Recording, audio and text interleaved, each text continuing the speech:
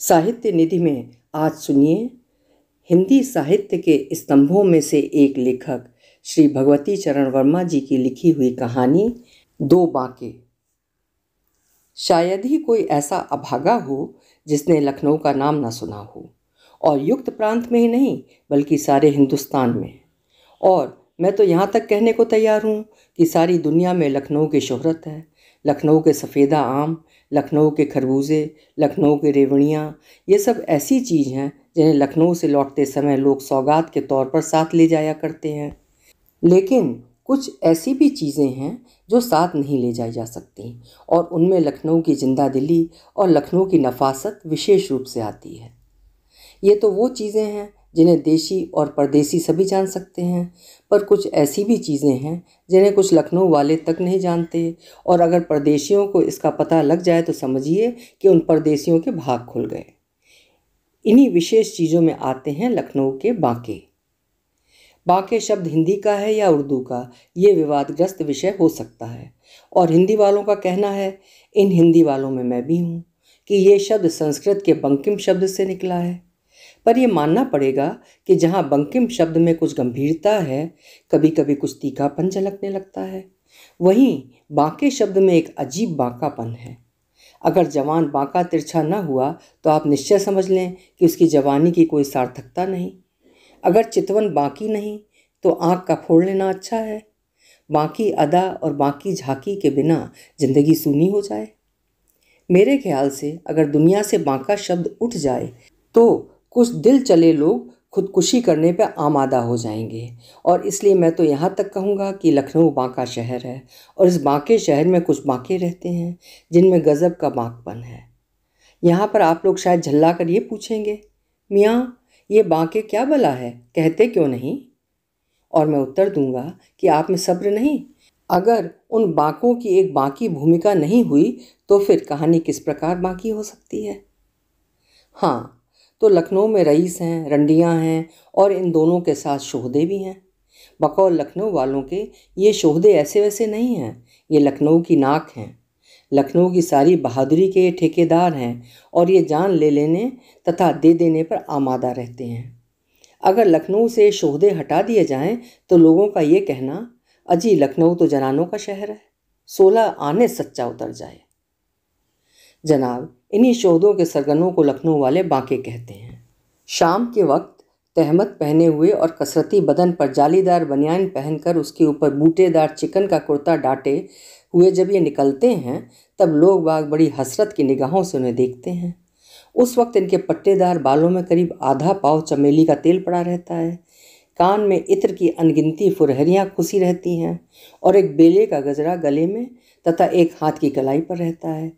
फिर ये अकेले भी नहीं निकलते, इनके साथ शागिर्द शोहदों का जुलूस रहता है, एक से एक बढ़कर बोलियां बोलते हुए, फब्तियां कसते हुए और शोखियां हाँकते हुए। उन्हें देखने के लिए एक हुजूम उमड़ पड़ता है। तो उस दिन मुझे अमीनाबाद से नक्खास जाना था, पास में पैसे कम थे, इसलिए जब एक नवाब साहब ने आवाज़ दी नक्खास, तो मैं उचक कर उनके इक्के पर बैठ गया। यहाँ ये बतला देना ठीक होगा कि लखनऊ के इक्के वालों में 3/4 शाही खानदान के हैं, और यही उनकी बदकिस्मती है तथा सरकार की जियादती है कि उनका वसीका बंद या कम कर दिया गया और उन्हें इक्का हाँकना पड़ रहा है।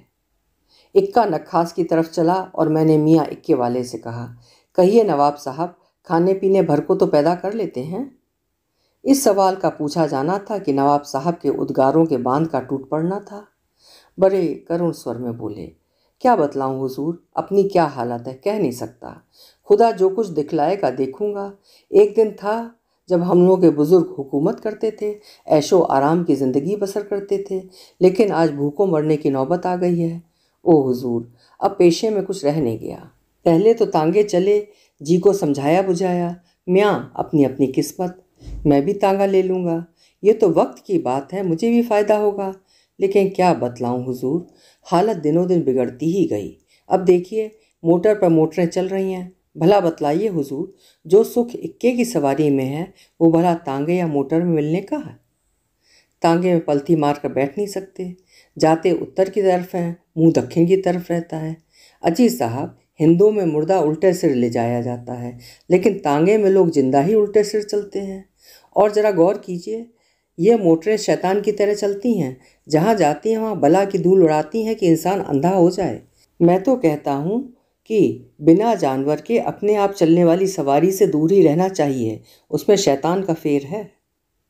इक्के वाले नवाब और न जाने क्या क्या कहते अगर वो या अली के नारे से चौंक ना उठते।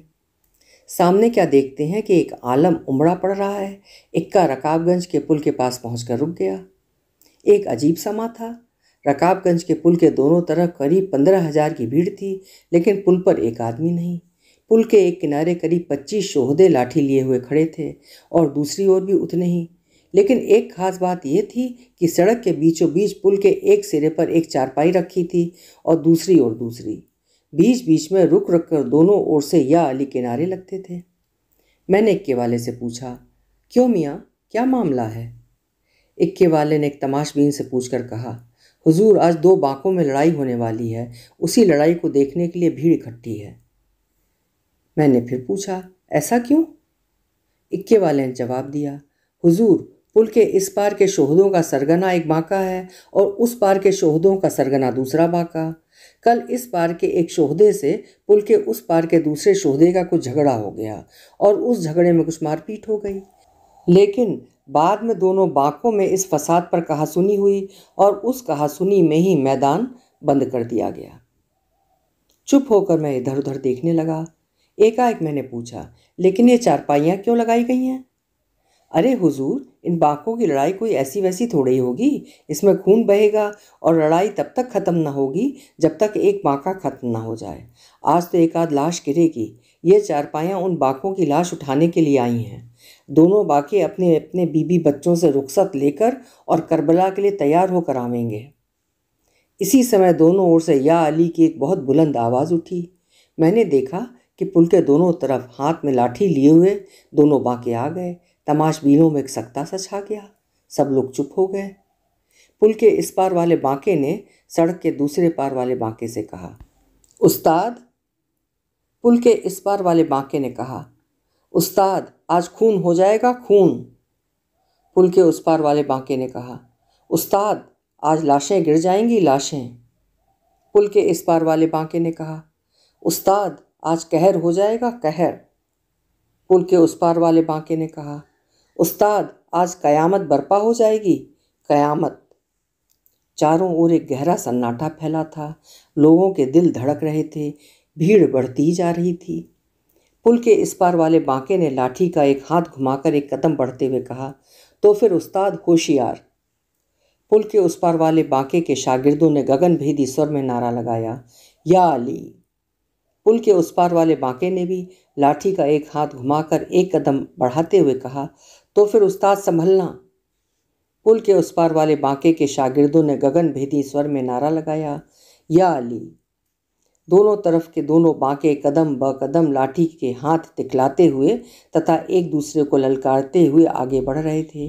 दोनों तरफ के बांकों के शागिर्द हर कदम पर या अली के नारे लगा रहे थे और दोनों तरफ के तमाशबीनों के हृदय उत्सुकता, कौतूहल तथा इन बांकों की वीरता के प्रदर्शन के कारण धड़क रहे थे।